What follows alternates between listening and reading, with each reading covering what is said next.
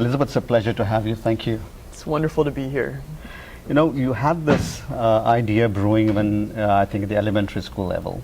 At 19, you were at Stanford, then you were pretty firm of what you wanted to do in terms of this business. Right. Interesting to learn from you as growing up as a young girl, you had the fear of needles. Yes. So from fear of needles to, therapy and diagnose, which is Theranos, how did you get there? Well, it comes from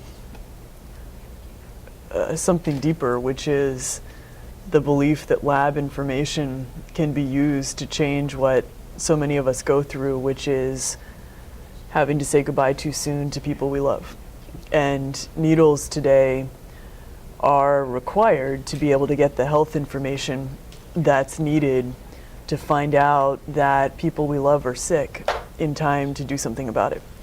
And if we can get rid of needles, if we can make those tests more accessible, more affordable, we can make it possible for people to begin to get access to that information in time to do something about it, which led to Theranos, which is about being able to see the onset of disease in time for therapy to be effective.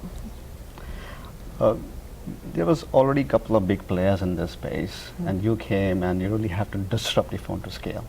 So disrupting this space was a big challenge. I want to learn from you how you went about doing that. Well, we still think we're just getting started, but the focus for us is on a vision for a different world, and all of our work is about being able to realize a world in which these changes are realities. So it's not about how it's done right now, it's about how we think it's possible to be done. And it's about creating that world through what we do, independent of what anybody else in the space is doing. When you talk about scaling excellence, it's about building the right team, Absolutely. the right leadership around you, the right patterns that you, 80 plus and counting, and the right processes. You have put around a stellar board around you, all the way down to the processes. It is all part of scaling innovation. Sure. So that's the mark of a leader, and I wanted to learn from you on that aspect. I think exactly as you said, it's all about people. And I really believe you're only as great as the weakest person on your team, and you can only do what your team is capable of doing. It's not about you as an individual. And so the ability to find people whose mission is your mission and who want to do the greatest work of their life here and now, I think is central to being able to succeed, because when you have a team of people who are determined to realize a change or realize an outcome no matter what, you figure out as many different ways to get there as you need until you do. And leadership is about being able to bring that team together and memorialize that commitment around a vision, and then see it all the way through until you're done. And that's very much how we're working to build our company and our team. Building on the decisive leadership model, there are two ways of looking at it. One is to get inspired from others, and the other is to inspire the other people. Your take on both? I think the ability to be inspired by the people that you work with is an incredible privilege, and I don't think that you can achieve greatness without both. As a leader, being able to help turn a vision into a reality and identify people who connect to that vision in an incredibly passionate and visceral way is inherent in the responsibility that comes with that role. But to be surrounded by people who inspire you, I think allows you to lead at a whole different level, because it just makes you want to succeed that much more. All big leaders who start and become as successful on the path as you are heading towards, they always say money is just a number, as the passion is the cause that drives you every day. And you don't have a television at home, you're a workaholic, you always get engaged, yet you're always inspiring and smiling. So there's a lot to learn for emerging entrepreneurs, especially girls, from you. Well, I think,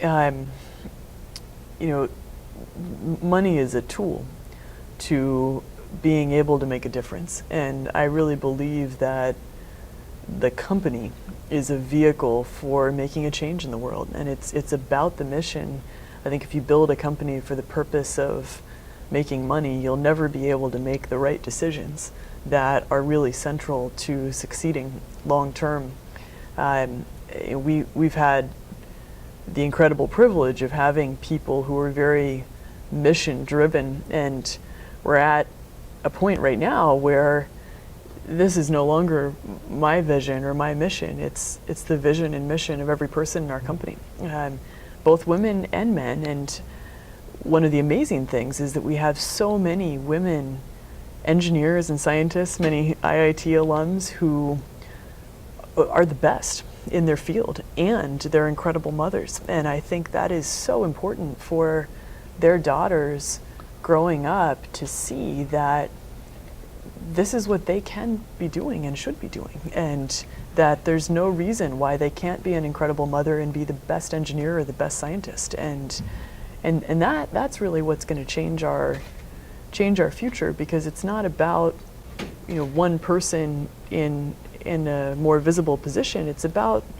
the mothers at home and how they raise their little girls. Finally, a leader gets inspired, like you said, from people around that person. You get inspired by your parents, by your friends, by your family, and sometimes, some heroes. And in your life, Jane Austen has been a great influence. And I wanted to touch base on that, on the influence of Jane Austen in your life. I was an avid Jane Austen reader when I was a little girl.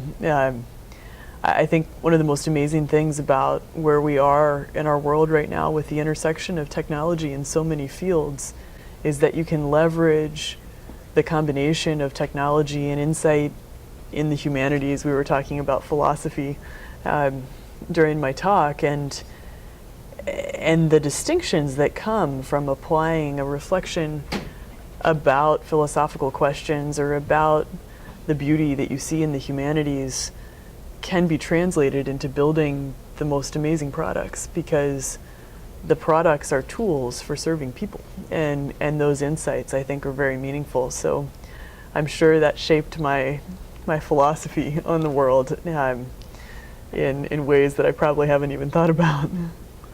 Thank you for being here, and thank you for the inspiration. No, it's great to be here. Wishing you continued success. Thank you. Thank you. All right. Wonderful.